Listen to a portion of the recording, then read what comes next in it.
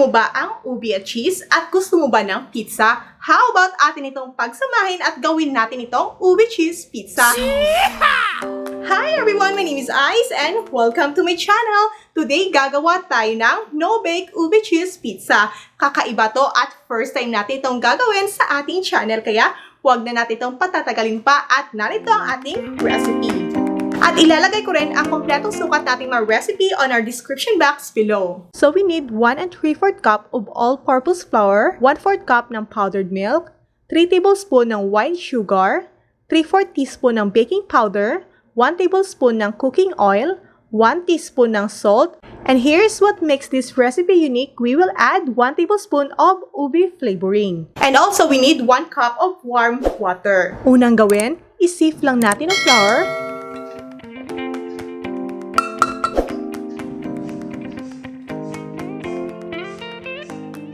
Then, follow natin ang baking powder. Salt.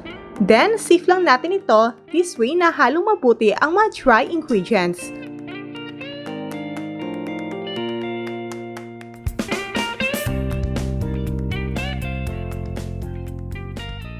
Also, mag-add tayo ng powdered milk.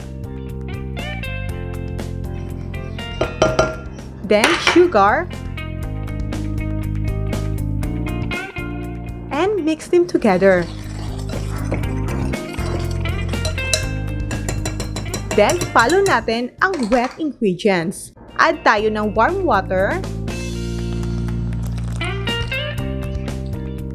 Then, cooking oil. I-mix na natin ito.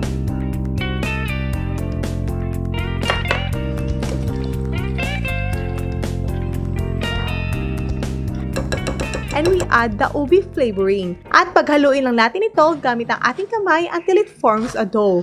And nothing to worry, eventually magbi-blend din itong ating ube flavoring sa continuous natin na pagninid. And here guys, knead lang natin ito until mag-blend na yung color nito. At nag-grease pala ako ng oil dito sa ating base ng ating bowl para didikit-dikit ang ating dough. Then, cover lang natin ito with cling wrap and let it rest for about an hour.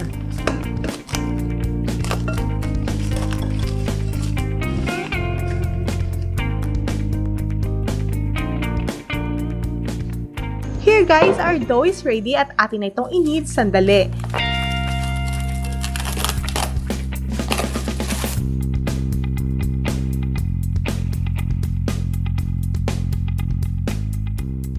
And you know it's ready when it looks like this. Lagay lang natin ito sa countertop. At huwag kalimutang lagyan ng flour ang pagmamasahan natin para di tayo mahirapan sa pagninid. Cut ko lang ng 1/3 size, mas maliit ito kaysa sa isa dahil ipapatong ko lang ito sa itaas mamaya to make the cheese burst pizza.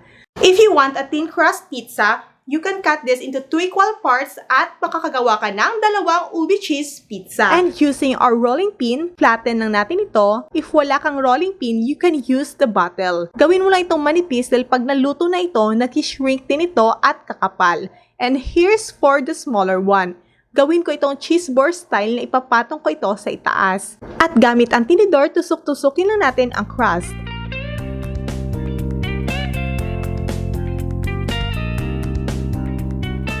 At yan guys, lulutuin na natin ito sa ating non-stick na pan. Wala tayong oil na nilagay dito at takpan lang natin and let it cook for about 2 minutes over a very low fire. Yan guys, pabaliktarin lang natin ito and let it cook again for another minute. Yan, ready na ang ating ube crust at ito yung maliit na crust kanina na lulutuin lang natin ng bahagya kasi sa taas lang natin ito ilalagay. Set aside muna natin ito while we prepare the other crust. Itong mas malaki na crust, this is about 8 inches na size. Diretso na natin itong ilagay sa ating molder. Then, prepare lang natin ang ating toppings dahil sa sobrang match talaga ng ube at cheese. So, meron ako ditong dalawang klase ng cheese. Itong isa is ordinary cheese, then itong isa ay mozzarella. And also, meron tayo ditong tomato sauce. Dito sa crust, ilagay lang din natin ang cheese all over. Then, ipatong lang natin ang isang naluto natin na crust kanina. Fold in lang natin sa gilid. Again, if you don't want a thick crust pizza, pwede mo nang wag dublihin at makagawa ka ng dalawang ube pizza. And here guys, proceed na tayo sa second layer. Lagyan lang natin ito ng tomato sauce. Spread lang natin all over.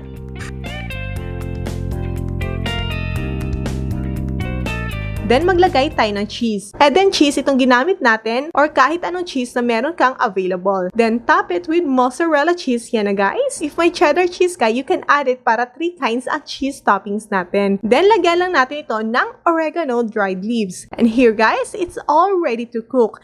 At atin na itong isasalang sa ating improvised oven gamit ang kawali. And let it cook for about 15 minutes.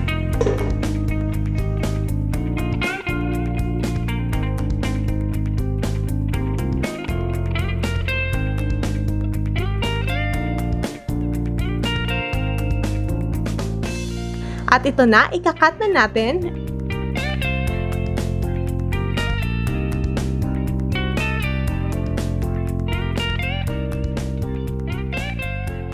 And here, let's have our first cut. Ouch! Taga sobrang init pa guys. Okay. Take 2. Okay, to final take na talaga. Gustuin ko ma-i-feel ang mozzarella guys, pero talagang sobrang init ito. Palamigin ko muna konti ha. Talagang kakaiba siya at yung lasa niya is both my favorite, itong ube at cheese, and it's really a perfect match. Kaya if you're looking for kakaibang merienda, try nyo na itong ating kakaibang ube pizza cheese natin.